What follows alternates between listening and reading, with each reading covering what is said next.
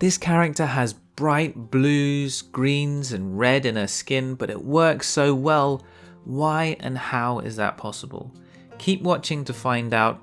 The answer's going to give us a lot of important lessons. Hi, my name's Kenzo and this is Love Life Drawing.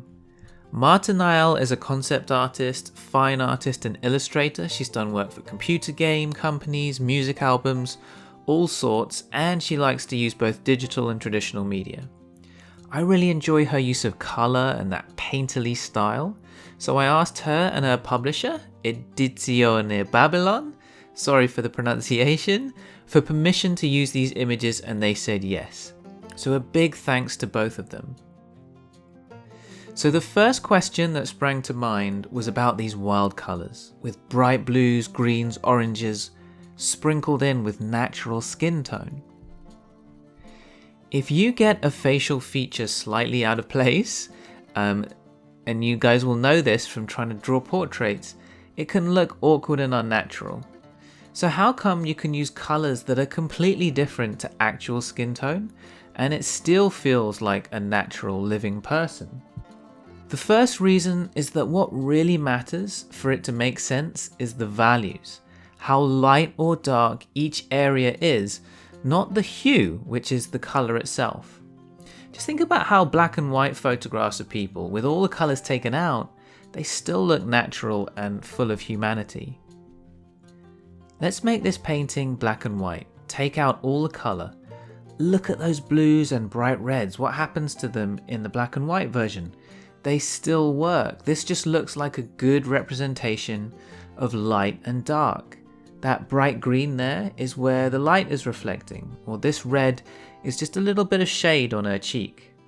The values don't need to be perfect to explain the form of the figure. It's really their relationships that need to be right. This part darker than that part, this part the darkest of all, and so on. Those basic relative light and dark relationships, if they're okay, the image is going to work. Let's look at what happens when the relationship between the values of the wild colours breaks that values rule. Look at these yellow eyes. You'd expect the pupils to be darker than the rest of the eye, but they aren't. The yellow is quite light and bright. So even in black and white they look strange because they're breaking that values rule. All the other wild colours, like these greens, they look natural.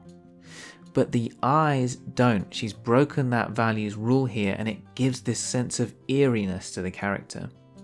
These colours also need to have, roughly speaking, the right shapes. They represent simplified planes which have different amounts of light hitting them, so their shapes need to roughly match those planes so that those planes get the right amount of light or dark. Now she could have used different colours, more normal colours with these same values, but where would the fun be in that? Also, skin reflects the light of the environment. Like you can have fluorescent colours on skin if the person's standing under neon lights or if they're standing near some magical source of energy. So when she uses these colours, to me it makes it feel like the person is either in a sci-fi or a magical environment. A lot of the colours have a strong luminosity to them, and that sometimes gives the sense that they're emanating from the character, kind of like an aura or something, and that makes the character themselves feel magical. We've talked before about warm colours and cool colours. You can sense fairly intuitively if a colour is warmer or cooler than another, and it's often good to have a balance of warms and cools in the painting. She's also using a mixture of those same colours for some neutral areas which aren't designed to draw as much attention. Guys, just before we continue, I just wanted to let you know about Figuary. It's Figure Drawing Month in February 2019. So for each day of that month, we're going to put out a video on this channel, and Croquis Cafe are going to put out a video on their channel too, all designed to help you build up some strong life drawing habits. So I really hope that you'll join us for that. And to stay up to date with all that kind of stuff, sign up to our newsletter, lovelifedrawing.com/lifedrawingsuccess, and we'll send you our free guide to life drawing at the same time. There's a few ways to draw a viewer's attention to certain areas and away from others. Let's use some examples. First, let's look at values.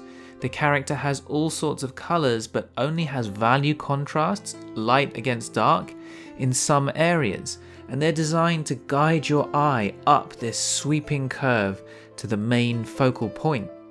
And at the focal point, there's more detail. You can also have sharp edges. Notice how down here the edges are very soft. You can also have contrast in the color temperature, warm against cool, and attention will often just naturally go to things like faces and hands. So all these things work together to guide your attention. A lot of this is relative. There isn't a set amount of these things that you need to get attention to an area, and it depends on how much of it there is in the rest of the picture. So if there are strong value contrasts all over the place, lots of strong light against strong dark, none of that will attract a lot of attention. But if there's very little value contrast, everything's kind of a similar level of light or dark, then just a little bit of extra contrast is going to attract attention. The fairy here is part of her environment, almost like she's not really there. There's just a little bit more contrast, sharper edges and detail on her, so attention goes to her. But then there's just a touch of warmth in the colour in her face and on this hand, and because there's none elsewhere in the painting, attention's going to go to that as well. And when you get there, there's that little bit of a sinister feeling, and that makes the painting interesting in a more subtle way. Here's a fun example. The attention goes to the eyes and the facial features, especially because they've got those little splashes of warm, saturated colour against the overall muted coolness. The attention guiding is strong enough that at first I didn't even notice this guy down here, and the fact that this is all a photo. The edges are sharp here, but it doesn't matter because there's no value contrast, it's all dark, and there's no colour temperature contrast either, so you don't even notice it. Look at this painting. The composition brings attention to the face. There's much more contrast in light and dark, more detail, more visual interest than in the body, but the whole painting is vibrant and full of colourful energy, and the figure has its share of that. The colour is used to bring out some nice details without taking attention from the face. Away from the focal points, the edges become softer and less defined. So a cool way to do this is to allow brushstrokes to be rougher and more raw. And with watercolour, she'll allow the water to soften edges and merge into the background. And these effects have multiple purposes. I mean, they look cool, but they also help bring attention to those focal points, and they make the character feel like they're part of their environment, they're immersed in it. So, what should you do with all this information about Marta Nael? If you consider yourself clueless when it comes to colour, the first thing to realise is that if you've been working on shading and figuring out relative dark versus relative light, then you understand more about colour than you think, because value is one of the most important aspects of colour. And if you like to use colour but don't know how to make your colours pop, then it's great to realise that as long as those values work, you can often go pretty wild with the colours you use, and the image should still work overall. And while you're here, guys, check out another of our great videos. Thanks again to Marta and Edizione Babylon for the use of her amazing artwork.